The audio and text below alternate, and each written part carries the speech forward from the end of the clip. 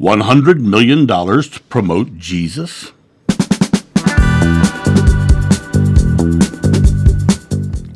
Well, hello, my friends. It is I, John. And I am so glad to be here with you today. I'm drinking water once again. I expect will start to see dramatic changes in my weight as I go forward into this next year of a total health transformation.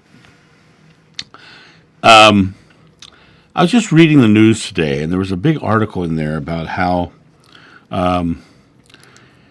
the evangelicals and the Christian right are very much pushing Jesus this year to the point where they just started a $100 million ad campaign to promote Jesus during the Super Bowl.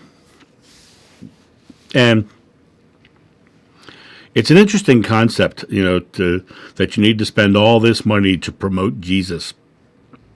And we know that the more money you put into a promotion, the more people you affect. And so they're really pushing hard to get Jesus out to the masses. I find it interesting because their whole ad campaign is about promoting Jesus instead of promoting love, instead of promoting what Jeshua taught. They're promoting the man, the one figure. They're promoting something that is completely outside of you, and there's a serious reason for this, because in their belief system they believe that he is the Savior, he is the Messiah, and that you cannot go to heaven or come to God except by choosing him as your Savior or Messiah, right? Now, that means that the majority of the people in the world are not going to heaven. That means the majority of the people in the world are literally damned, because all the other religions in the world, all the other spiritual thought in all the world, and all the other atheists in the world did not take him as the Savior. But what they're doing is they're promoting him as the Savior. They're actually monetarily dumping tons of money into this whole idea that you have to follow Jesus. Why would you do that? They do that because they're going to reap a profit from it. They do that because they're paying for the ad campaign not out of the goodness of their heart, but out of the idea of making the churches more profitable. You don't put money into something without money coming out of something, right? And they're putting $100 million for a Super Bowl ad to promote Jesus. So I would be more interested in seeing them spend $100 million to promote love, to promote compassion, to promote equality, to promote all the things Jeshua taught. Not Jesus, Jeshua. What he taught, our equality, our oneness with God, our ability to step into our own power and express the world in a way that we would want to see the world loving, caring, and all that. I would love to see them promote something like that. But they're not promoting that. What they're promoting is something they can control. If you're not a follower of Jesus, then we have to sway you to this belief. As I often say, the Dalai Lama says, "My religion is simple, my religion is kindness." I don't think he's damned to hell if he truly believes that, right? No, actually, I don't think he's damned to hell anyway, because I don't believe in a hell. But the idea of this is that we are literally in this space of the marketing of Jesus, the marketing of an external force that we have to be subjugated to. That's what the $100 million is. They want you subjugated to Jesus. Why?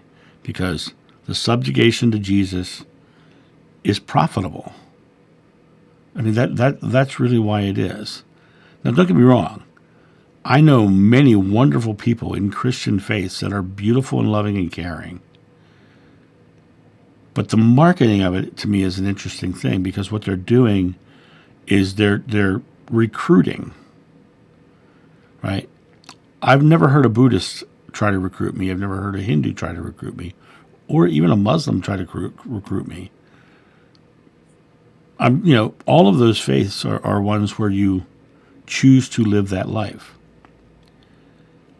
But what this marketing campaign is trying to manipulate you into believing what they believe. Spirituality is a personal journey. And if you don't find your truth in fear-based religions, then that's your personal journey. You don't have to feel bad about not living up to fear-based religions, because they're fear-based religions. Once again, I say, the oldest cave art on the planet that we can date is 37,000 years old. Christianity is just over 2,000 years old. So the world was not Christian for much longer than it was.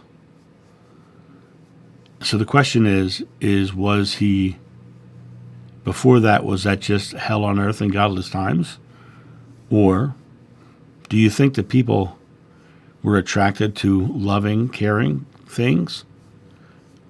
And do you think that they were against fear-based things?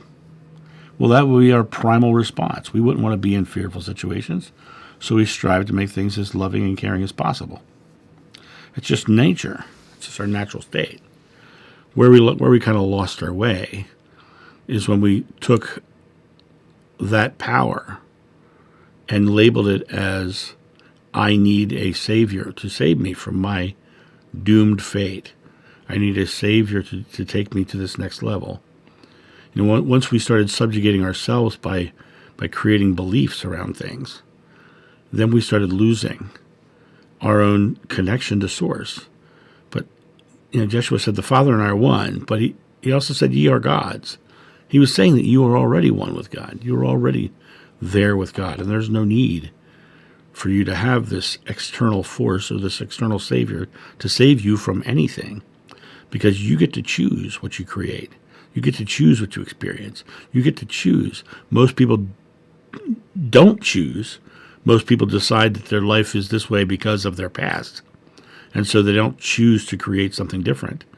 So they live these hard lives because of their past beliefs and their traumas. And, well, this happened to me, so I'm doing this. But you are the creator of the experience.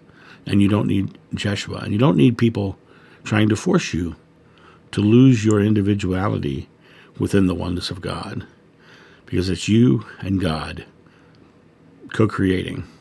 There's no need for the middleman. You guys have a great day, and I'll talk to you soon. See ya. Bye. Thank you so much for watching. The John of New channel is solely funded by your generous donations and purchases of private readings and merchandise. To help out, go to johnofnew.com or use the donation link in the description below. Don't forget to like, subscribe, and share.